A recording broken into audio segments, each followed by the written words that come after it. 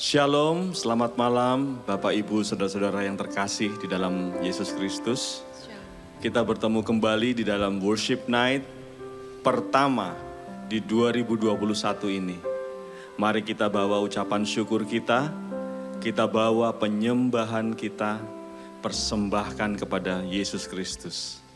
Haleluya.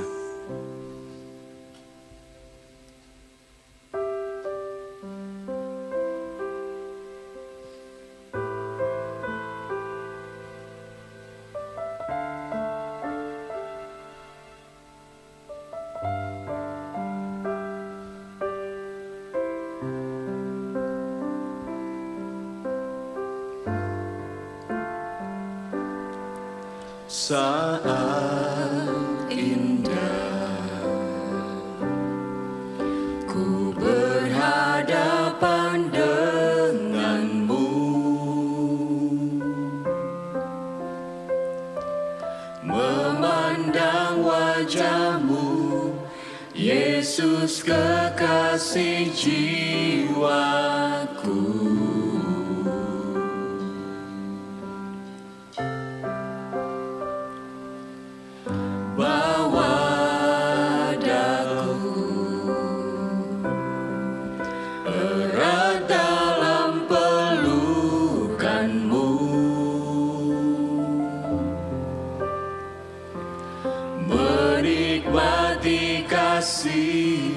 Dan indahnya hadiratmu,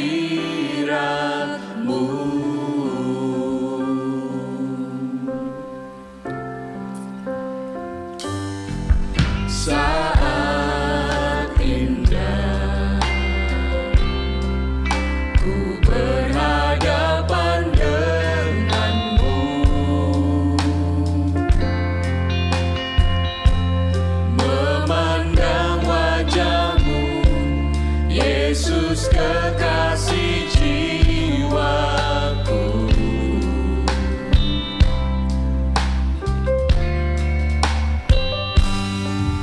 Bawa daku erat dalam pelukanmu, menikmati kasih dan indahnya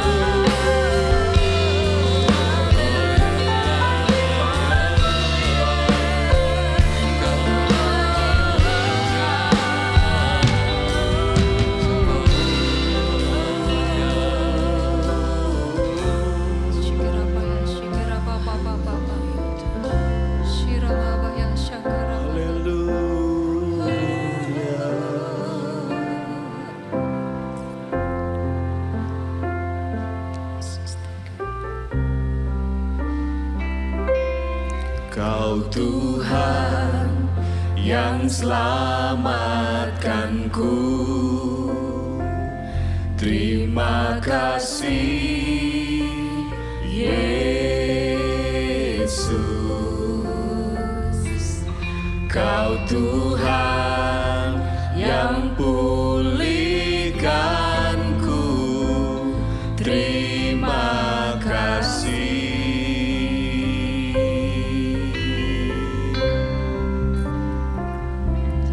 Kau Tuhan yang sembuhkanku. Terima kasih Yesus. Kau Tuhan memberkatiku. Terima kasih.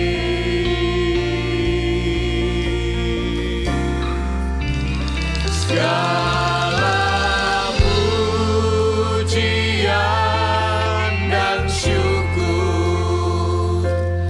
hanya bagimu Yesus. Dengan apakah ku balas kasih-Mu?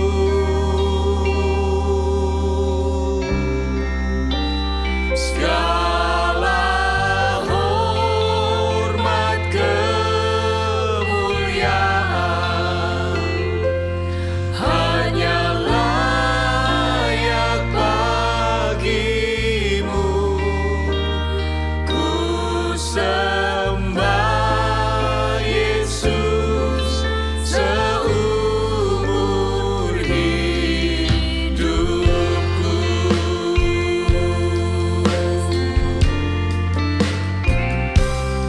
Kau Tuhan yang selamatkanku. Terima kasih Yesus. Kau Tuhan yang pulihkanku. Terima kasih.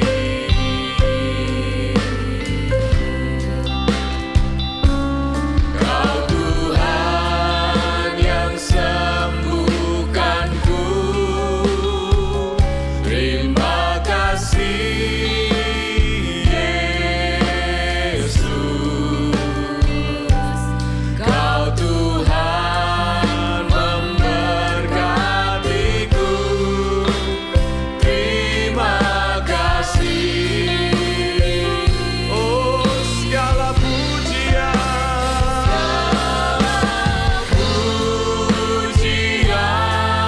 dan syukur hanya bagimu Yesus. Dengan apakah ku balas kasih-Mu? Segala hormat kemuliaan hanya layak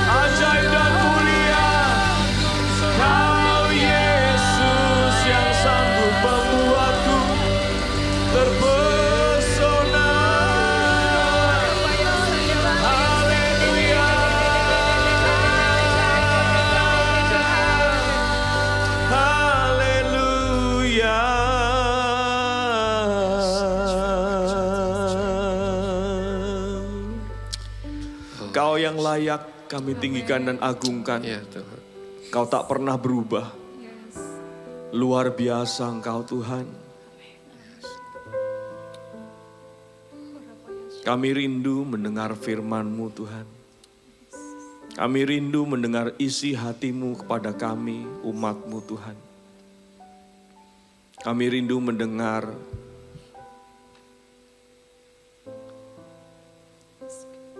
kasih-Mu ya Tuhan.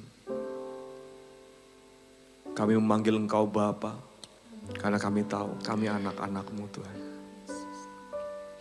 Kami siap mendengarkan firman-Mu di dalam nama Tuhan Yesus. Amin. Amin. Ya, selamat malam Bapak Ibu Saudara.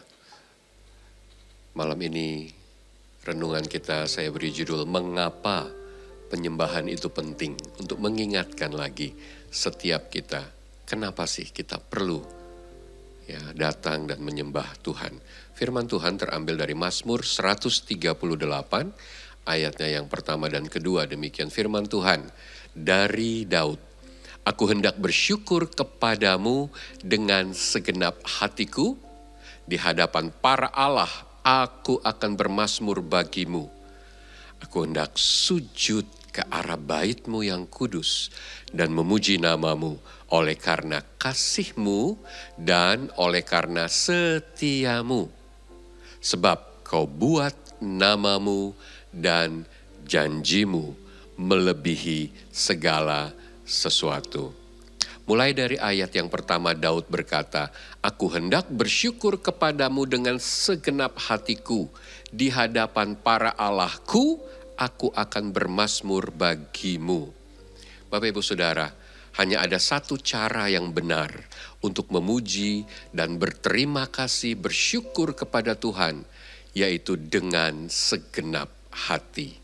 Ibadah atau penyembahan yang benar dilakukan dengan sepenuh hati. Pujian yang setengah hati sebenarnya bukan pujian sama sekali. Yaitu seperti ya perbedaan antara anak yang mendapat hadiah dari kakek dan neneknya dan dipaksa oleh orang tuanya untuk mengucapkan terima kasih. Ya beda dengan anak yang mendapat hadiah yang memang diinginkannya. Segera setelah dia membuka hadiah itu, ia berlari ke pelukan kakek dan neneknya dengan gembira dan memeluk mereka. Itulah jenis penyembahan ya dan pujian dan rasa syukur yang diminta dan pantas diterima oleh Tuhan. Dan bukankah ya kita ini adalah anak-anak Tuhan? Kita mematuhi hukum yang terutama, yaitu untuk mengasihi Tuhan dengan segenap hati, jiwa, pikiran, dan kekuatan kita. Lebih lanjut di ayat yang 1b dikatakan, ya di hadapan para Allah.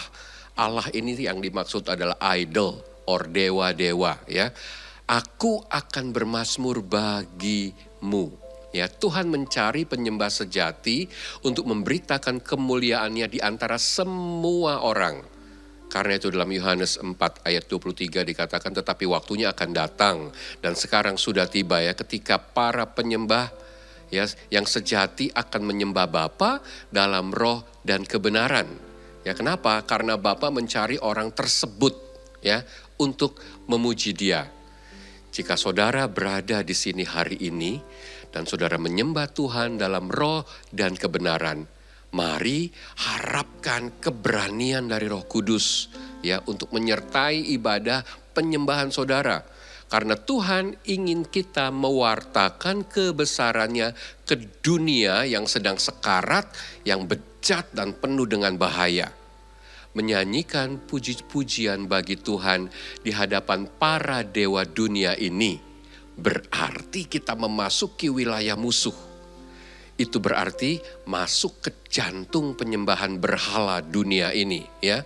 Itu berarti kita memberitakan bahwa Kristus lebih baik daripada kenyamanan, bahwa Kristus lebih baik daripada uang, Kristus lebih baik daripada seks, lebih baik daripada pensiun ya. Memuji Tuhan di hadapan para dewa dunia ini berarti merusak agenda musuh, yaitu setan itu sendiri. Penyembahan yang benar menuntun kita kepada keberanian. Mungkin beberapa dari kita ya kurang berani menyatakan diri kita sebagai cermin Kristus. Ya, mungkin para dewa dunia ini terlihat terlalu kuat dan yang membuat kita diam. Ya, bagi banyak dari kita, dewa yang paling menakutkan yang kita hadapi adalah justru dewa intimidasi dari orang-orang terdekat, bahkan sahabat kita. Ya, apa kata orang kalau saya mengatakan hal ini, ya? Nah, jika saudara kurang memiliki keberanian hari ini, mari periksa. Ya, apakah ibadah kita di hadapan Tuhan, ya, apakah saat kita memuji Dia dengan segenap hati kita, apakah kita dengan sungguh-sungguh menyembah Dia dalam roh dan kebenaran, apakah hati kita kurang bersyukur, apakah kita kehilangan rasa kagum dan takjub atas apa yang dikerjakan oleh Kristus bagi kita di kayu salib. Mari Bapak Ibu Saudara, keberanian untuk Kristus dimulai dari penyembahan. Penyembahan sejati juga mengarahkan kita selanjutnya kepada kerendahan hati yang besar. Keberanian dan kerendahan hati menandai penyembahan sejati. Jika tadi di ayat 1, ya, di sana keberanian ditekankan. Selanjutnya di ayat yang kedua, ya, justru kerendah hatian dimunculkan. Dikatakan, aku hendak sujud ke arah bait-Mu yang kudus dan memuji nama-Mu. Di hadapan para dewa dunia ini kita harus berdiri kokoh di atas dasar Injil. Tetapi di hadapan tahta Allah yang Maha Kuasa, kita harus tersungkur sujud menyembah Dia. Ya, di hadapan kasih karunia-Nya yang mulia. Ada kerendahan hati yang benar dan pantas yang harus menyertai penyembahan dan ibadah kita. Kita menyembah Allah yang sangat suci.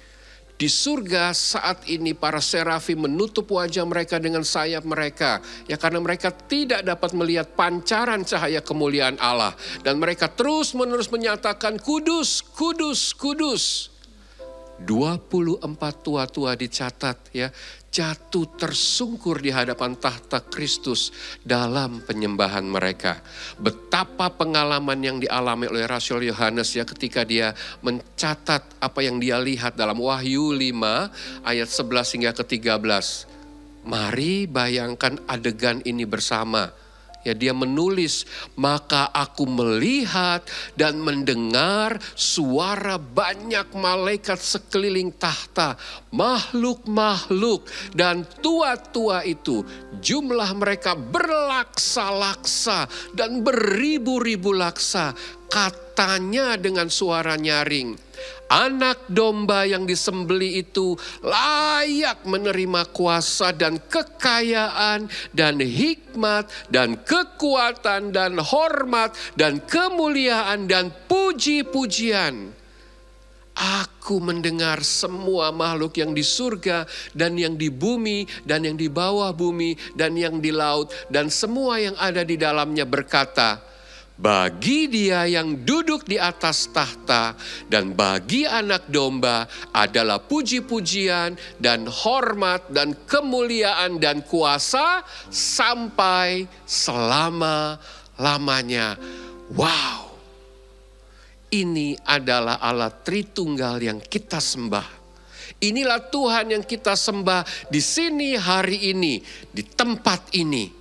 Saat ini kita berada di hadapan tahtanya, menjadi bagian dari para malaikat dan para kudus Allah, ya, dalam pengalaman yang menuntut kerendahan hati. Penyembahan sejati kepada Raja segala raja menghasilkan keberanian di hadapan dunia, tetapi sekaligus kerendahan hati di hadapan tahta Tuhan kita. Mungkin bagi sebagian orang, terutama yang di luar gereja, melihat keasikan Tuhan dengan kita saat kita menyembah Dia mungkin kelihatan aneh. Dan mungkin ya Anda pernah bertanya pada diri sendiri pertanyaan yang mungkin ya selama ini ya menjadi muncul dalam hati saudara. Mengapa sih kita harus berkumpul setiap minggu selama berjam-jam untuk bersama-sama menyembah Tuhan? Mengapa dia ingin kita melakukan itu? Apa sih gunanya? Tidak bisakah kita melakukan sesuatu yang lebih berguna dengan waktu kita? Kenapa ya semua kita melakukan hal ini? Kenapa Tuhan ingin kita menyembahnya? Ayatnya yang kedua memberi jawaban. Ya, dikatakan di sana, kita menyembah Tuhan karena apa yang Dia lakukan. Daud berkata, oleh karena kasih-Mu dan oleh karena setiamu. Bukankah hal ini juga adalah bagian dalam penyembahan kita? Saat kita menyanyikan lagu untuk Tuhan, banyak sekali pujian dan pemujaan kita adalah karena apa yang telah Tuhan lakukan untuk kita. Ya, Dia telah menebus kita dengan harga yang tidak terhitung besarnya lewat darah anaknya Yesus Kristus di kayu salib. Kita memuji Dia karena Dia membayar hutang yang kita tidak pernah mampu membayarnya. Kita memujinya karena di dalam Dia kita memiliki keberhargaan diri kita. Kita berhutang segalanya kepada Dia. Tanpa Dia kita tidak punya apa-apa dan tidak akan ada apa-apanya. Ibrani 1 ayat ketiga memberitahu kita bahwa Yesus menopang alam semesta dalam perkataan kuasanya. Firman Tuhan tercatat, Ia adalah cahaya kemuliaan Allah dan gambar wujud Allah dan menopang segala yang ada dengan firman-Nya yang penuh kuasa. Bapak Ibu Saudara, jika Yesus sebentar saja berhenti menopang alam semesta dengan firman dan kuasanya, maka kita akan lenyap. Inilah mengapa kita harus menyembah Dia. Selanjutnya, ya, sepertinya semua alasan yang di atas itu cukup bagi kita untuk menyembah Tuhan. Tetapi ternyata pemazmur tidak berhenti sampai di sini. Dan seharusnya kita juga tidak berhenti sampai di sini. Ya, karena jika kita hanya berhenti menyembah Tuhan karena apa yang Dia lakukan, maka itu akan menjadikan kita sebagai Tuhan. Itu akan menjadikan kita justru menjadi yang nomor satu, sedangkan bukan Yesus yang menjadi utama. Karena pada akhirnya ini semua tentang kita. Jadi kita harus bertanya pada diri kita sendiri pertanyaan, jika Tuhan tidak melakukan apapun untuk kita, apakah Dia masih layak untuk disembah? Ya, ini mungkin sedikit filosofis, tapi ya ini bisa menjadi hal yang praktis yang dapat kita terapkan. Jadi, haruskah kita memuji Tuhan lebih dari sekedar apa yang Dia lakukan untuk kita? Jawabannya seperti yang sudah saya utarakan di depan. Ya, jika kita ingin menghindari menjadikan diri kita dewa dan dewi. Ya, dan pemazmur memberi kita lebih banyak alasan untuk memuji Tuhan. Dia berkata pada ayat yang kedua, sebab kau buat namamu dan janjimu melebihi segala sesuatu. Ada 3 hal yang diberikan pemazmur pada kita sebagai alasan untuk memuji Tuhan. Yang pertama, kita memiliki tindakannya. Yang kedua, janjinya atau kata-katanya atau firman-Nya. Dan yang ketiga, namanya. Masing-masing kita ya lebih akan masuk ke dalam inti penyembahan waktu kita mengerti akan hal ini. Tuhan bertindak di dunia ini menurut apa? Semua sesuai dengan perkataan dan janjinya. Dia mengutus putranya Yesus demi kita sesuai dengan apa yang sudah Ia janjikan kepada orang-orang pilihannya sejak Kejadian 3 ayat 15 di Taman Eden. Bapak Ibu Saudara, Tuhan adalah Tuhan yang memelihara perjanjian, menjaga janjinya, God of Covenant. Dia setia untuk memenuhi setiap janji dalam firman-Nya. Ya, itulah mengapa kita perlu membaca firman Tuhan. Ya, firman bukan hanya pedoman tentang bagaimana menjalani kehidupan kekristenan, tetapi lebih jauh firman adalah jaminan Tuhan untuk setiap pribadi kita. Satu-satunya cara untuk bertahan dalam kehidupan kekristenan adalah dengan membaca, merenungkan, mengingat, dan bertindak dengan percaya kepada janji Tuhan. Kita memuji Tuhan dan menyembah Dia. Kenapa? Karena Ia menepati janjinya. Dia tidak pernah mengingkari janjinya. Selanjutnya, kita harus melangkah lebih dalam. Ya, kenapa? Karena Tuhan menepati janjinya. Mengapa Tuhan tidak memusnahkan orang Israel di padang gurun? Mengapa Tuhan tidak menghapus kita saat kita jatuh dalam dosa pengkhianatan? Sekali lagi yang kedua, itu demi namanya. Ya, itu untuk kehormatannya dan kemuliaannya sendiri. Ini semua tentang meninggikan namanya. Inilah satu-satunya alasan Tuhan melakukan semua yang Dia lakukan, ya, untuk kemuliaannya. John Piper dengan bijak menuntun kita dalam Yesaya 48 memunculkan perikop yang menakjubkan dan menyatakan ini loh motivasi Tuhan melakukan semuanya.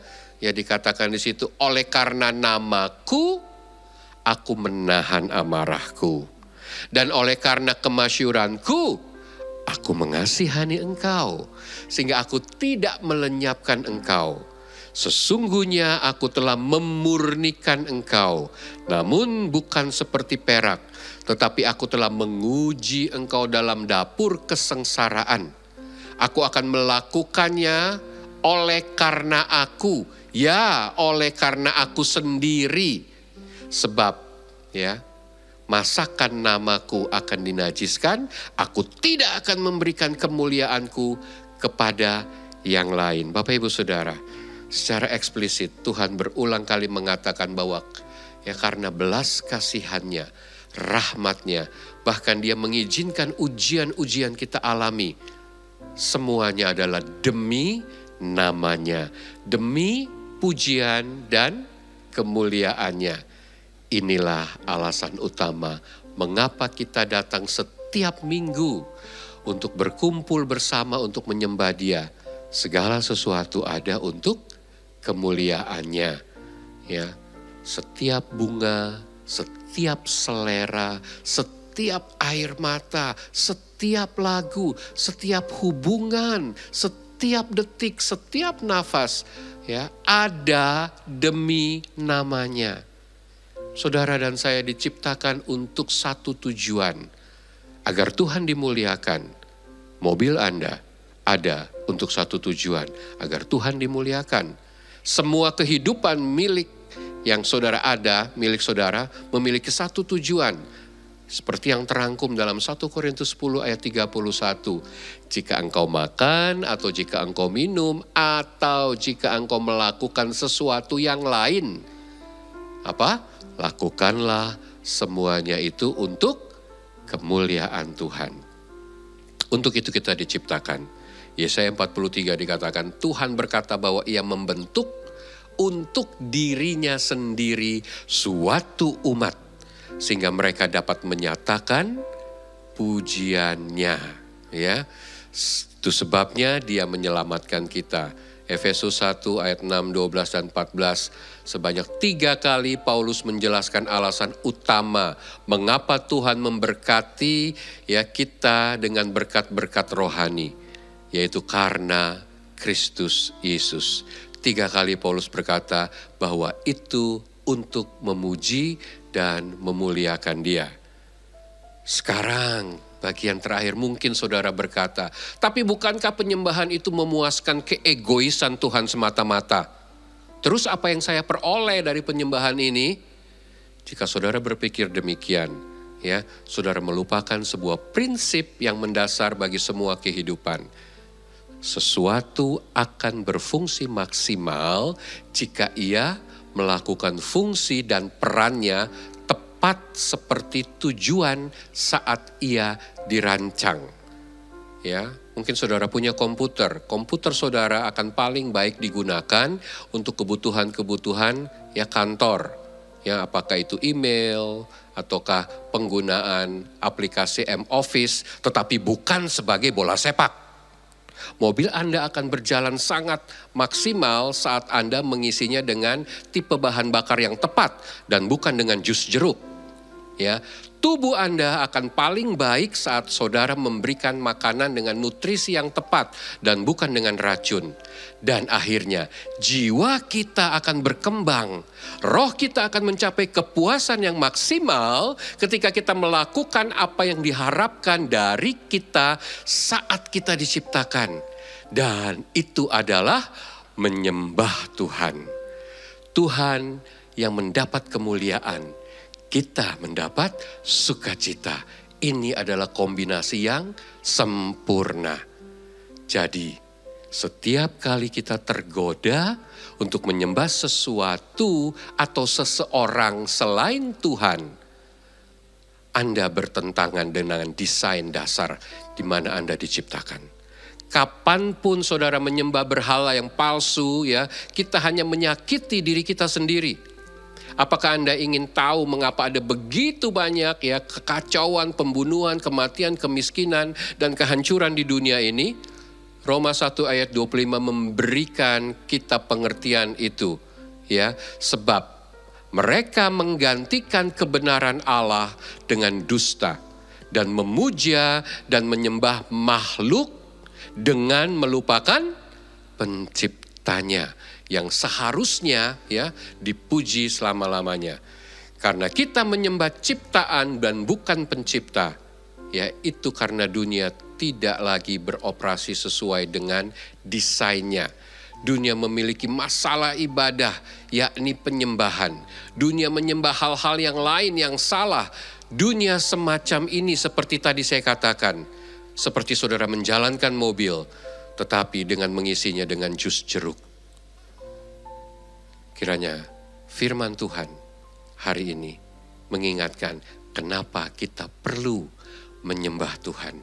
Kenapa kita penting menyembah Tuhan.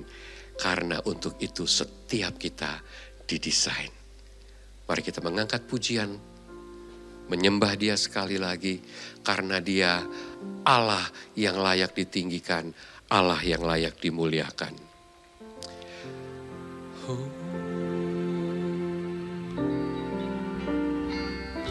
Kau Allah yang besar, ajaib dan mulia. Kau Yesus yang selalu membuatku terpesona. Segala pujian bagimu ya Tuhan. Hanya Kau yang layak ku agungkan. Kau Allah yang besar, ajaib dan mulia. Kau Yesus yang selalu membuatku terpesona. Segala pujian bagimu ya Tuhan. Hanya Kau yang layak ku agungkan. Kau Allah yang besar, ajaib dan mulia. Kau Yesus yang selalu membuatku terpesona. Segala pujian bagimu ya Tuhan. Hanya Kau yang layak ku agungkan. Hanya Kau yang layak ku agungkan. Hanya Kau yang layak ku agungkan.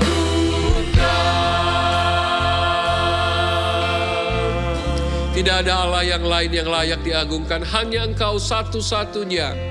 Karena bagi kemuliaan-Mu kami diciptakan, bagi kesenangan-Mu kami ada. Terpujilah nama-Mu Tuhan. Kami mengucap syukur untuk setiap kebaikan-Mu, janji dan kesetiaan-Mu yang menghidupkan setiap kami. Terima kasih Tuhan. Biarlah sepanjang tahun ini kami kembali diingatkan untuk terus membawa pujian penyembahan kami. Karena tidak ada yang lain yang menyenangkan hati-Mu Selain kami kembali kepada esensi untuk apa kami diciptakan. Terima kasih Tuhan, kami mau bersuka cita atas setiap kebenaran-kebenaran-Mu. Kami mau bersuka cita atas setiap kebaikan-Mu. Kami mau bersuka cita bahkan sekalipun hal-hal buruk terjadi atas hidup kami. Kami tetap akan menyembah, meninggikan Engkau dan bersuka cita. Karena untuk itu kami ada dan diciptakan. Terima kasih ya Tuhan. Saudara, kembalilah kepada esensi untuk apa saudara diciptakan. Bukan sekedar untuk diberkati, bukan sekedar untuk alami kebaikannya, tetapi untuk menyembah Dia setiap saat. Apapun yang kau miliki, itu diciptakan untuk keagungan namanya. Apapun yang kau terima, semua bagi kesenangannya, bagi kemuliaan, bagi meninggikan pribadinya. Biarlah sepanjang tahun ini, dalam pengertian yang benar, saudara mengalami lagi pemulihan, penyembahan saudara bersama dengan Tuhan. Terimalah kekuatan yang baru untuk menjadi penyembah-penyembah yang berani berdiri atas segala sesuatu yang ada di dunia ini. Tetapi sekaligus yang membuat saudara terus merendahkan hati di hadapan tahta kasih karunia-Nya. Terimalah berkat Tuhan. Alami kekuatan kuasa-Nya dan terus jadilah penyembah-penyembah yang benar. Di dalam nama Tuhan kita Yesus Kristus yang menerima berkat boleh berkata, Amin, amin.